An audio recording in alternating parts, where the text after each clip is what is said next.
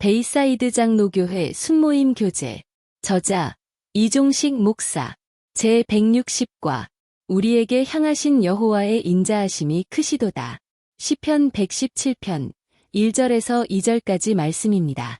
너희 모든 나라들아 여호와를 찬양하며 너희 모든 백성들아 그를 찬송할지어다. 우리에게 향하신 여호와의 인자하심이 크시고 여호와의 진실하심이 영원하미로다. 할렐루야. 아멘. 오늘 본문에서 시편 기자는 하나님의 무엇이 크다고 말하고 있습니까? 그리고 그것이 당신에게 주는 교훈은 무엇인지 말해봅시다. 오늘 본문인 시편 117편의 말씀은 성경책 중에 가장 그 절수가 짧은 장입니다. 그러나 그 의미는 굉장히 포괄적인 의미를 담고 있습니다. 그 증거로 오늘 본문은 이스라엘 백성만이 하나님을 찬양해야 한다고 말하지 않고 온 나라 백성들이 하나님을 찬양해야 한다고 말하고 있습니다. 그 이유는 하나님의 인자와 진실하심이 모든 인생에게 영원하기 때문이라고 말씀하고 있습니다. 그러니까 온 인류를 향한 하나님의 인자와 진실하심이 영원하기 때문이라는 것입니다. 그 증거는 하나님이 믿는 자에게만 은혜를 베푸시고 있는 것이 아니고 온 인류를 위하여 베푸시고 있기 때문입니다.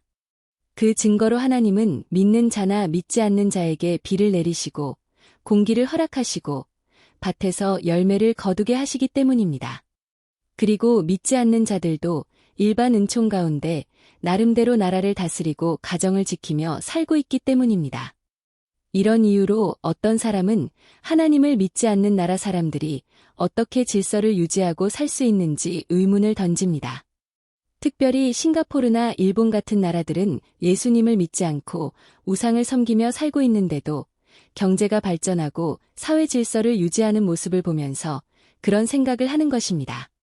그 답은 하나님이 베푸시는 일반 은총이라는 것입니다. 일반 은총이란 하나님이 믿지 않는 자들에게도 은혜를 베푸셔서 기초적으로 정상적인 삶을 살게 하신다는 것입니다. 그 이유는 그들도 하나님을 발견하여 돌아오게 하시려는 계획을 하고 있기 때문입니다. 그러므로 우리는 하나님은 인자하신 분이라는 것을 기억해야 합니다. 유대인들에게 전통적으로 내려오는 교훈집에는 이런 이야기가 있다고 합니다. 하루는 아브라함이 사는 동네에 한 배고픈 나이 먹은 사람이 지나가고 있었다고 합니다. 그래서 아브라함은 그를 불쌍히 여겨 자기 집에 데려가서 대접하고자 하는데 그 사람이 식사할 때 기도를 안 하는 것을 보고서는 당신은 하나님을 믿지 않냐고 물었다고 합니다. 그랬더니 하는 말이 자기는 하나님을 믿지 않는다고 말하는 것입니다. 그러면서 그런 신을 믿을 바에는 차라리 다른 종교가 믿는 보이는 우상신을 믿겠다고 말하였습니다. 아브라함은 그 말을 듣고 하나님을 모독하는 그에게 먹을 것을 주지 않고서 내쫓았다고 합니다. 이렇게 사람을 내쫓고는 기도 시간에 아브라함은 하나님께 그날의 일을 자랑스럽게 말했다고 합니다. 하나님, 오늘 어느 가난한 사람을 집으로 초대했다가 하나님을 모독하는 말을 하여서 쫓아냈습니다. 잘했지요. 그러자 그에게 다음과 같은 말이 들렸다고 합니다. 나는 그 사람이 변화되기 위하여 80년을 기다렸는데 너는 하루도 못 참고 쫓아냈구나. 그렇습니다. 우리가 참 쓸모없는 사람이라고 생각하고 가치 없게 생각하는 사람도 하나님은 귀중히 여기고 돌아오기를 기다리신다는 것을 잊지 말아야 하겠습니다. 그러므로 한 영혼도 가볍게 여기지 말고 하나님의 마음으로 불신자에게도 하나님이 은혜를 주시고 있다고 생각하며 하나님께 돌아오도록 기도하며 친절함과 인자함을 베풀어야 할 줄로 믿습니다. 그 증거로 우리 중에도 이전에 역시 하나님을 비방했던 사람들이 있을 것입니다. 그런데 하나님은 그런 우리를 버리지 않고 참고 기다려주셨기에 우리가 이렇게 믿는 자가 되었습니다. 그리고 우리같이 믿지 않는 불신의 사람들도 사랑하시는 하나님이기에 우리는 하나님을 인자하신 분이라고 말하게 됩니다. 그러나 인자와 진실함이라는 말을 더욱 잘 이해하기 위해선 우리는 그것을 불신자들보다는 믿는 자들에게 적용할 때 더욱 분명하게 알게 됩니다. 먼저 인자라는 말은 헤세드라는 말로서 백성을 끝까지 지키고 보호하시는 하나님의 언약적 사랑을 의미하고 있습니다.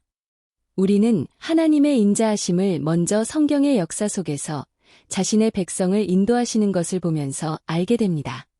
하나님은 자기의 형상을 따라 인간을 만드셔서 영원히 그들이 즐거워하며 하나님과 인격적인 교제를 갖기 위하여 인생을 만드셨습니다. 그러니까 하나님과 즐거운 교제를 하며 영원히 즐겁게 사는 인생을 만드시는 것이 목적이었던 것입니다. 그런데 그렇게 되려면 인간에게 하나님과 같은 속성인 자유의지를 주셔야 했습니다. 자유의지가 없는 인생은 결국 기계와 같아서 인격적으로 하나님과 교제하거나 선과 악을 구분하여 사는 인격적인 삶을 살기가 불가능했기 때문입니다. 그래서 하나님은 인간을 기계가 아닌 인격적인 존재로 완벽하게 자유의지로 살아가게 만드신 것입니다. 그런데 성경의 역사를 보면 처음 인간인 아담은 자유의지를 남용하여 죄를 선택하여 타락의 길로 갔습니다. 그러나 하나님은 그에게 가죽옷을 지어 입히시고는 그리스도의 피로 젓가 구원받을 것을 가르쳐 주셨습니다. 그래서 속죄의 피를 의미하는 제사가 시작되었습니다. 그의 아들인 아벨이 양의 피로 제사를 드렸다는 것이 증거입니다. 아벨의 피의 제사의 핵심적 요소는 그리스도가 우리의 죄를 씻어 우리가 구원을 받는다는 것이었습니다. 그러므로 이 피의 제사를 통하여 우리는 하나님의 인자하심을 발견하게 됩니다. 자기 아들인 예수 그리스도의 속죄의 피를 통하여 우리를 구원하려고 하시는 하나님의 계획을 알게 되기 때문입니다. 그런데 인생은 그 이후에도 더욱 급격히 죄에 빠져 살게 됩니다. 그래서 하나님은 노아 시대의 홍수로 인생을 새롭게 시작하게 하셨습니다. 여기서도 하나님의 인자하심이 보이는 것은 인생을 완전하게 멸절하지 않으시고 노아의 가정으로부터 새롭게 시작하게 하셨기 때문입니다. 그러나 인생은 그래도 또 죄에 빠져 살게 됩니다. 그래서 아브라함을 택하시고 부르사 믿음으로 구원을 얻는 은혜 계약을 맺게 됩니다. 그의 자손을 통하여 그리스도가 오고 그를 통해 믿는 자를 구원하신다는 새로운 계약을 만드신 것입니다. 그리고 그리스도가 오시고 그를 믿는 자들을 온 세계에서 부르셨습니다.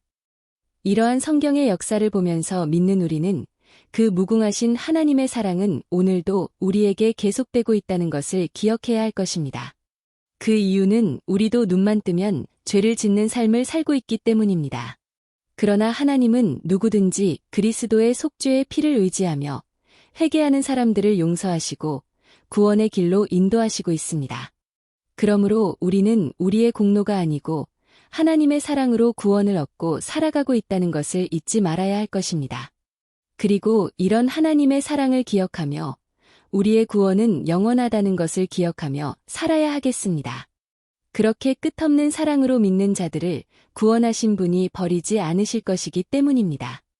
그러므로 하루하루를 살아갈 때 인자하신 하나님의 은혜로 살아가고 있음을 기억하며 감사 가운데 살기를 주님의 이름으로 축원합니다. 당신은 당신의 삶 속에서 하나님이 참으로 인자하신다는 것을 느낀 적이 있습니까? 그것을 서로 나누어 봅시다. 오늘의 말씀을 통하여 새롭게 느낀 점과 결단하는 바를 서로 나누어 봅시다.